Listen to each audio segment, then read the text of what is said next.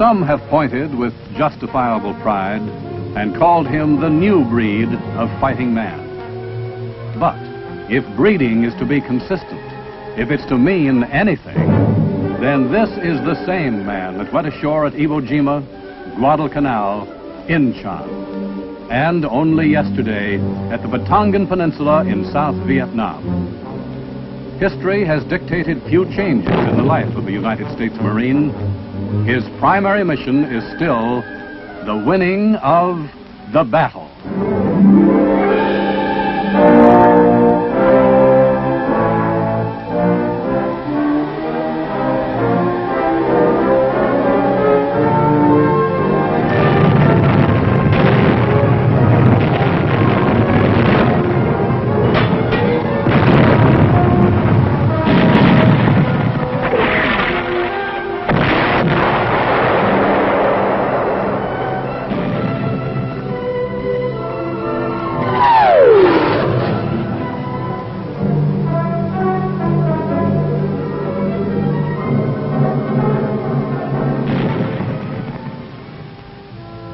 The battle is the culmination of months and years of preparation.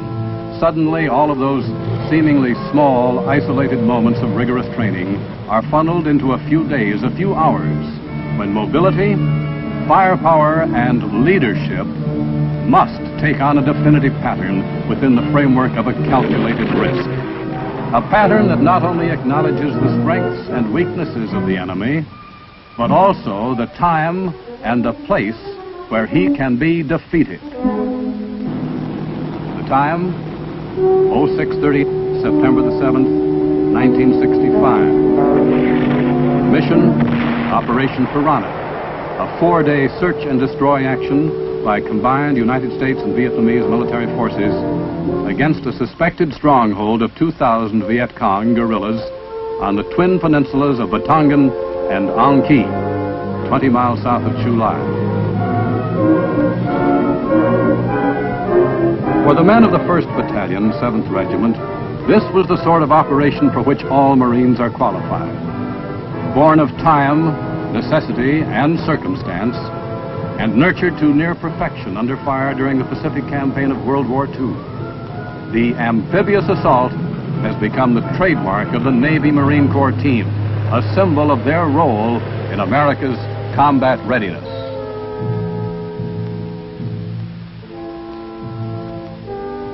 But even before the 1st Battalion had begun to assemble at its debarking stations at sea, the men of the 3rd Battalion, 7th, were forming up into copter-apportioned sticks for loading at a hastily constructed helipad near the outskirts of Chu Lai.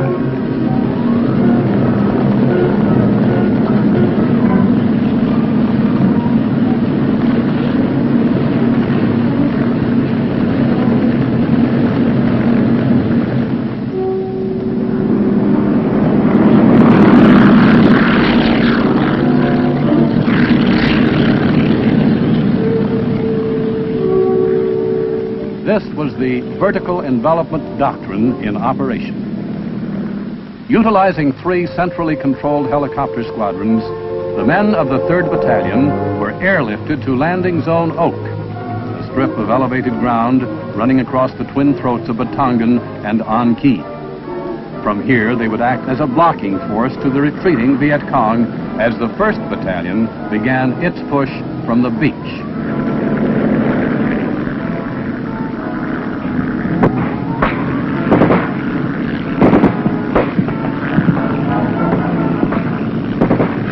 With the completed landing of the first wave of Marines, 16 of the choppers broke away from Landing Zone Oak and sped 10 miles south to the Republic of Vietnam stronghold at Quang Ngai. There they began the helilift of 2 Vietnamese battalions to Landing Zones Pine and Birch, located on the far side of the Song Chao Mae Dong River. By 0945, the vertical envelopment was completed, and the stranglehold across the windpipes of Batongan and An Key stretched for a full 8 miles.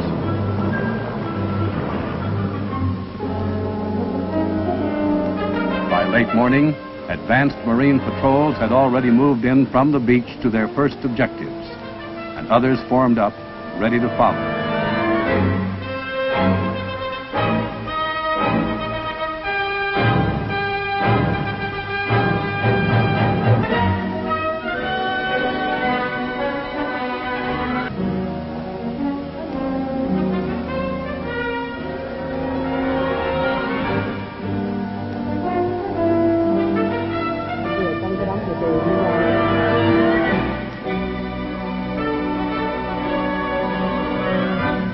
On the outskirts of villages like Chao Mei Wan, civilians were quickly gathered together for safe transportation behind the Marine lines. And as they moved off, the Marines stopped small groups and asked the same question over and over again. Where are the Viet Cong? The answer that came back was always the same.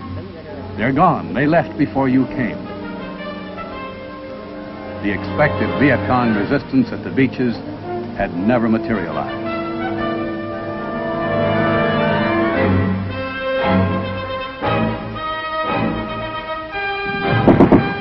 And now, even further inland, only scattered sniper fire broke the calm. This was the penalty that the Marines had to pay for their own efficiency, the very strength of United States firepower that had won so many victories in the past, had driven the Viet Cong to cover or full retreat. The possibility of any single big contact was going to be harder and harder to come by.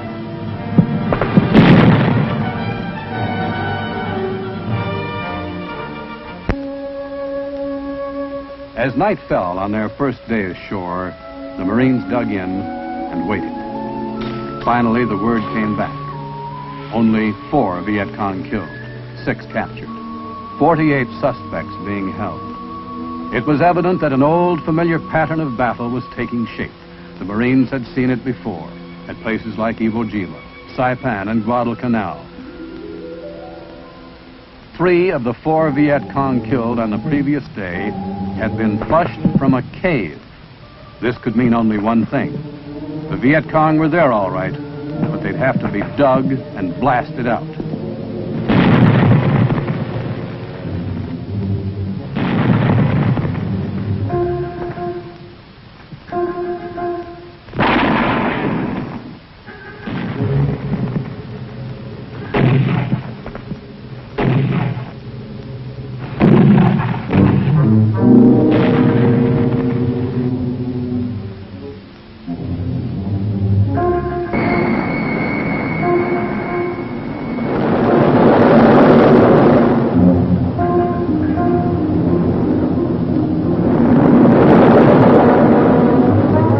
One key to the search and destroy operation was the jet hot pad at Chu Lai. Standing on strip alert, Marine attack jets were only minutes away from a platoon leader's radioed call for an airstrike, with almost any lethal combination of weapons he might want or need, from 20mm aircraft cannon and high-velocity rockets or bombs to bullpup missiles.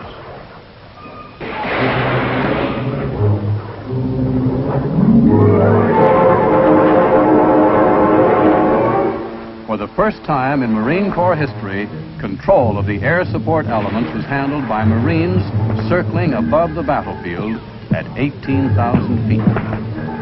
In the past, the DASC, or Direct Air Support Center, during such operations, has been located on a communications ship lying offshore. This time, a KC Hercules was outfitted to do the job. Its crews monitored requests from ground forces and assigned aircraft to requested strike areas.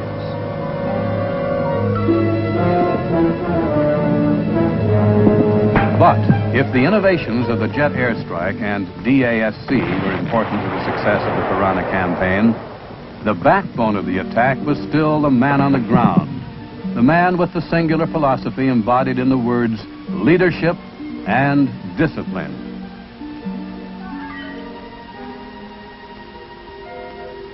Combat is a test of courage and endurance, a forced inbreeding that teaches the individual to respond to a command under any conditions. It's a disciplined struggle for life, hinging upon the absolute control of those who command and the unswerving loyalty of those who follow.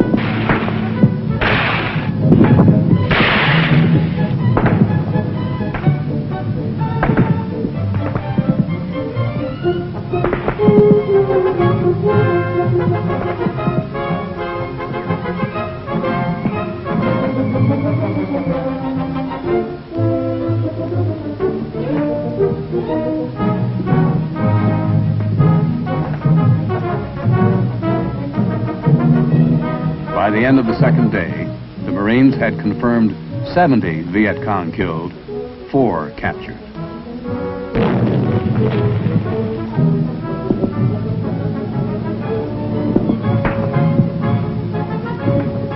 By the end of the third day, the Viet Cong resistance was broken. One by one, the caves were opened up and the enemy rotted out.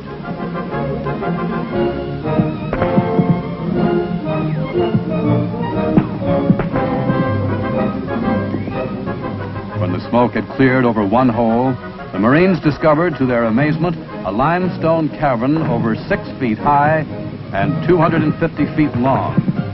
It yielded up the bodies of 66 dead Viet Cong. Up to that time, it was the largest single kill made by the Marines since their arrival in Vietnam. By September the 10th, it was all over. Batangan and An Key were secure. 4-day total, 198 Viet Cong killed, 38 enemy captured, 265 VC suspects detained. The cost, 1 Marine dead, 8 wounded.